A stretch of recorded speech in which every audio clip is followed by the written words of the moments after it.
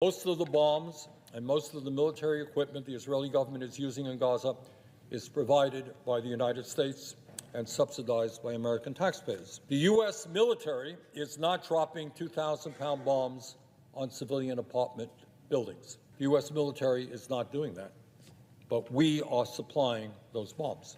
So this is not just an Israeli war, this is an American war as well. And yet, despite the massive financial and military support the United States has provided to Israel for many years, Netanyahu's extremist government has ignored urgent calls from the president and others to alter their military approach and to end this humanitarian disaster. In my view, the United States' unconditional financial and military support for Israel must end. What we are doing today is very bad policy.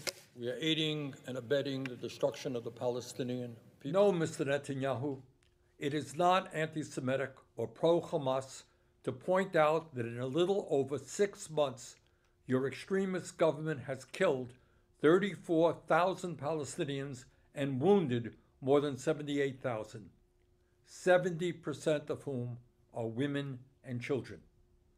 It is not anti-Semitic to point out that your bombing has completely destroyed more than 221,000 housing units in Gaza, leaving 1 million people homeless, almost half the population. It is not anti-Semitic to note that your government has obliterated Gaza's civilian infrastructure, electricity, water, and sewage. It is not anti-Semitic to realize that your government has annihilated Gaza's healthcare system, knocking 26 hospitals out of service and killing more than 400 healthcare workers. It is not anti-Semitic to condemn your government's destruction of all of Gaza's 12 universities and 56 of its schools, with hundreds more damaged, leaving 625,000 students with no educational opportunities. It is not anti-Semitic to agree with virtually every humanitarian organization in saying that your government, in violation of American law, has unreasonably blocked humanitarian aid coming into Gaza, creating the conditions in which so many thousands of children face malnutrition and famine. Mr. Netanyahu, anti-Semitism is a vile and disgusting form of bigotry that has done unspeakable harm to many millions of people. But please, do not insult the intelligence of the American people by attempting to distract us from the immoral and illegal war policies of your extremist and racist government. Do not use anti-Semitism to deflect attention from the criminal indictment you are facing in the Israeli courts. It is not anti-Semitic.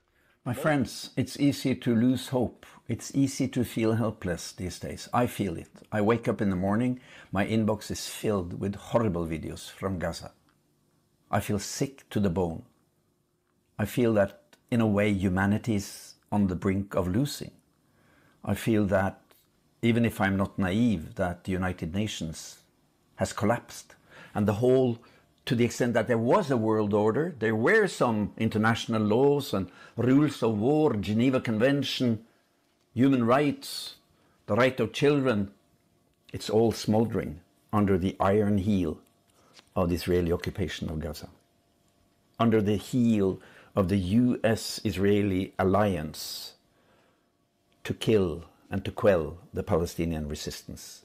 As if we cannot stop this machinery of death, we feel helpless. And we feel that the forces are so strong that there is little we can do. But there is not little we can do. History has shown us that we are the majority. And in this situation, we are the majority. The people on the side of life, of freedom, against apartheid, against racism. We are the majority, but we're not that well organized as the colonial powers are, with all their money and all their arms and all their profits and all their lies and all their media and all their shit. But we are on the side of life, We are on the side of light.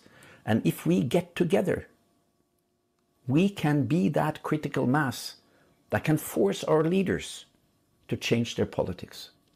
And we should never stop believing in that.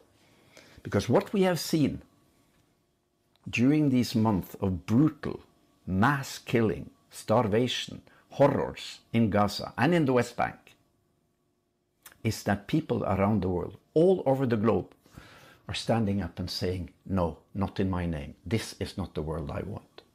We've had millions of people in the streets of London, in Washington, in Malaysia, in South America, in South Africa, all over the world. People have been standing up and saying, this is where we stand. We stand on the side of the Palestinians. And by not being alone and sitting one by one in each our little apartment or little house and thinking that you really don't want to turn on the TV because there is only evil, there is only death, there is only misery from Gaza. They win. Because they want us to feel small. They want us to feel one by one and isolated. But when we get together, when we organize, when we stand up, when we go to the streets, when we make protests against our elected politicians, when we go to meetings and shout, when we organize boycott, divestment, sanctions, and pressure our governments to divest and to sanction Israel, we are the stronger part, and they fear us. They fear us so much that they call us anti-Semites and they call us terrorist lovers and all that. Those are lies. We're not anti-Semites. I'm not a racist. Don't you dare call me a racist. I'm an anti-racist. I will protect any Jew who is harassed or exposed to racism. I'm against colonialism. I'm against killing of civilians. I'm against occupation of Palestine. Don't lose hope. Be strong.